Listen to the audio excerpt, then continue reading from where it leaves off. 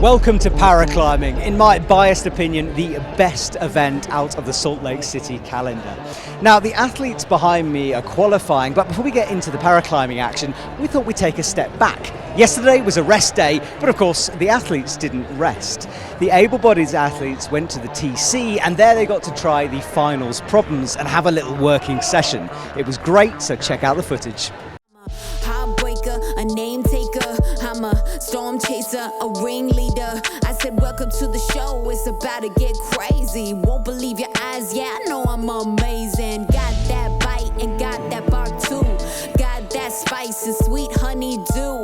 It's a lucky draw when you're hanging with. We gave this opportunity to the athletes and teams from all around the world to come in and just climb together, share space together, share knowledge, play around and not compete so much. Hey, my name's Josh Larson. I'm the head coach of USA Climbing. We're here at the USA Climbing Training Center in Salt Lake City.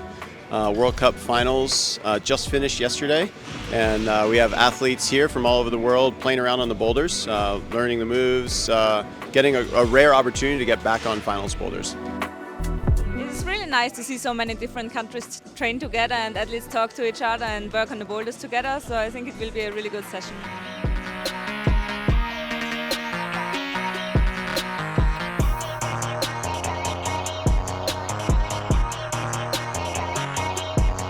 Basically, we have a camp set up this whole week for athletes all around the world to train together. We brought in setters that are setting OQS and Olympics. We're going to run a Olympic qualifier simulation.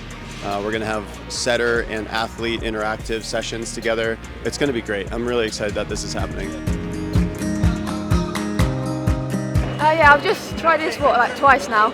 About to try it again, but they're really cool blocks. So yeah. I think we don't usually get to climb with like everyone. There's not many opportunities to, so you just go for the comp and then go back home again. Oh yeah, vibes are good, but I'm not enjoying my body right now. I'm still so sore, you know. But yeah, it's good to get some movement into my body again, into my system, just like get the energy flowing or the blood flowing and hopefully feel much better tomorrow again.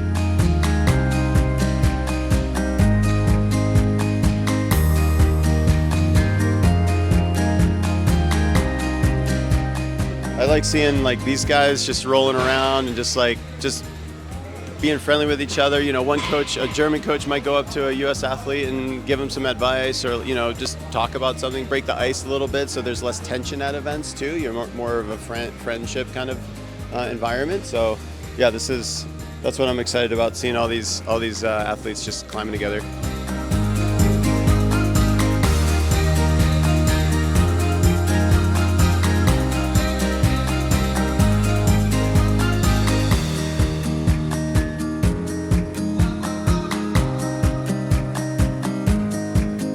So that working session was a couple of days ago. Now it's time for the paraclimbing. But before we begin, we thought we'd give you the lowdown on what the different categories the athletes are separated into actually mean and how the athletes are separated. My name is Benjamin Mayforth and I climb for the United States of America.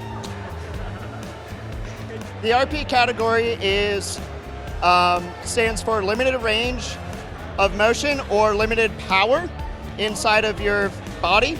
It's split up into 3 categories. RP3 meaning usually about 1 limb, RP2 meaning about 2 limbs affected, and RP1 meaning 3 or more affected. And for example, I am in the RP2 category, in which most of my impairment is in my 2 legs compared to the rest of my body. My name is Sarah Larkham. I climb for Team Australia. So AL stands for amputee lower. Doesn't actually mean that we're all amputees. So across the category you have people with no use of their legs at all, to AL2, which is an amputation or a limb deficiency on one limb. So AL1 being no use of legs, those are our amazing strong campuses. And then AL2 is the category that I'm in, and most of the girls I compete against are amputees on either one of their legs. I'm Solène Piret and I climb for French team. We are the AU category, which means amputee up. So there is 3 different categories. The first one can't use one of their arm, and the second one, where I belong to, when you don't have the wrist, and the third one, you have the wrist but you're missing like fingers or partial hands, but you can use it. I'm Jesse Dufton and I'm part of the GB Paraclimbing team. The B category is for visually impaired climbers, and it's split into B1, B2 and B3. And basically, the lower the number, the more severe the impairment. So B1 is the category that I climb in, and that's for people who've basically got no useful vision. So for me, I can't see my hand. And then for B2 and B3, they've got successively more levels of sight. There you go. Hopefully you're all clued up now. Now, before we look at the finals highlights, Tim Emmett, the famous climber, has been spending time mentoring one of our para-athletes. So let's find out more about that story. My name's Tim Emmett and I'm a professional athlete. My name's Ellie. I'm a competitive paraclimber.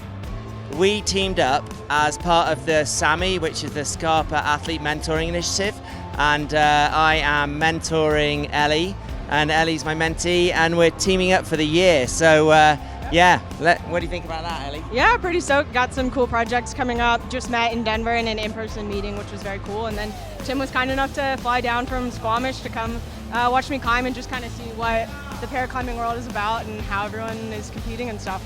I think that Tim and I are still getting to know each other, but in terms of what he's helping me out with in climbing, I think a lot of encouragement. We've been going over, he's like discussed like ideas for like meditation prior to prep, because he's competed before and has a lot more experience than I do. And then done some climbing together, just like in the bouldering gym and stuff. I'm absolutely brand new to the paraclimbing world. I've never experienced it at all. So yeah, it's amazing being here actually, and seeing so many adaptive athletes that are, you know, really at the top of their game, and like this is a big deal. You know, it's like, it's really, really cool actually. Like I've just been walking around like with my just eyes wide open, like I'm so impressed. So yeah, thanks Ellie very much for sort of inviting me to come down here. Finals time. 14 categories, 4 routes and lots of pressure as the athletes pitted their skill against the wall.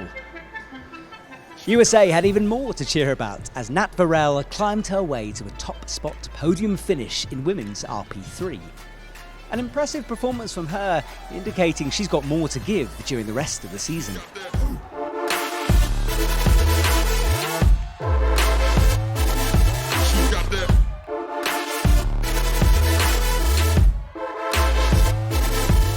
Tadashi Takano had a unique style, giving us a few nervous moments along his way to winning men's RP3.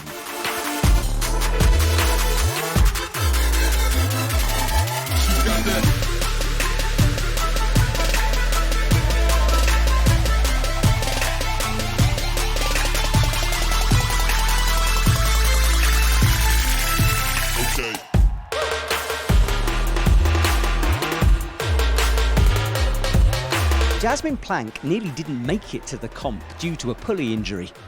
Luckily, the doctors cleared her to compete in time, and she put any doubts behind her to win women's RP2.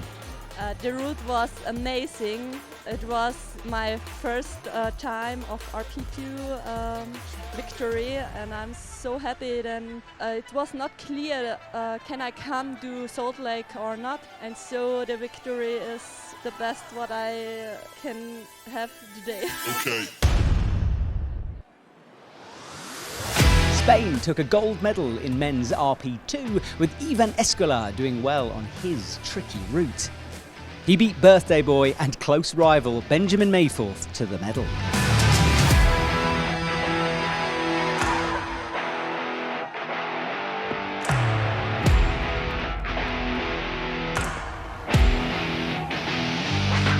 In front of her home crowd, Phoebe Barkin was cheered silently upwards by the crowd, who stay quiet to allow the sight guides to be heard. She wins women's B3.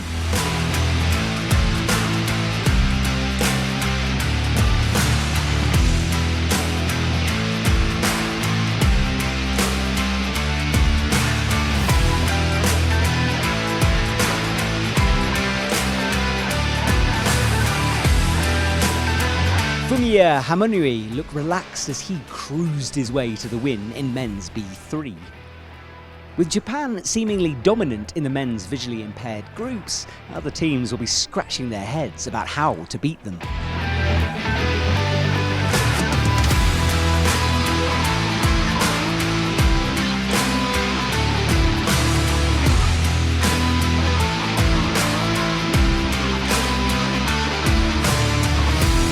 Frank Corbian added another medal to Team Germany's collection by winning men's RP1 group.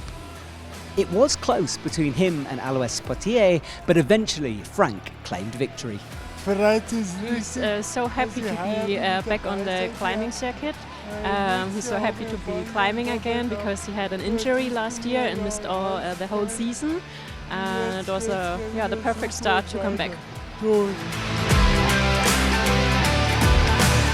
It's debatable whether Japan's Shoaita can ever be beaten. The Japanese athlete dominates men's B1 category, and once again, he proved why he's the best in the world.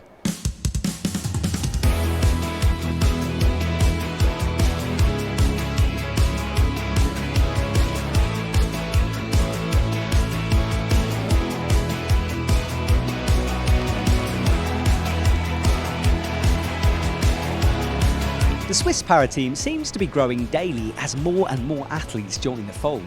And in men's AU3, Dominik Geiser found his way to the top spot on the podium.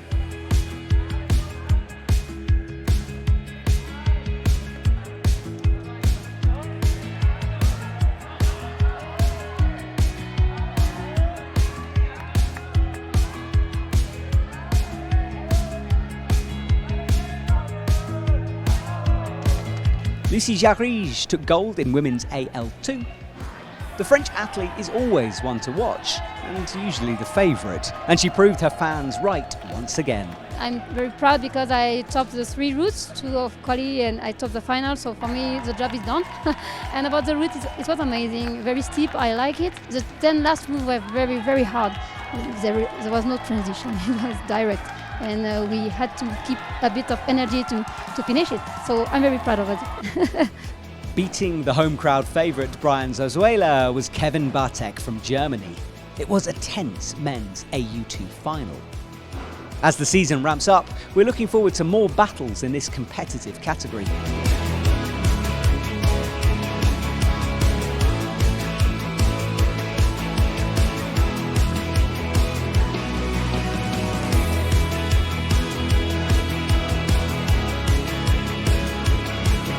In men's AL2, the gold medal went to Italy's David Camera. He had qualified in second place for the finals, but did well to beat his rivals on this hard route.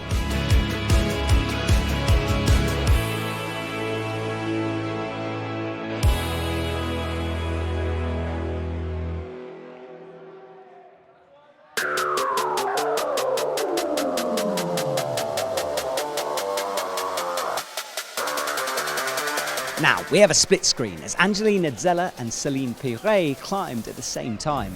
Due to a regime of weightlifting during the off-season, Angeline Edzela had packed on 5 kilograms of muscle. The Austrian powerhouse campused his way upwards on the men's AL1 route to take another gold medal. Meanwhile, France's Celine Piret hasn't lost a competition since 2018. The Queen of Consistency is back, and as expected, stands on the top spot of the podium in women's AU2.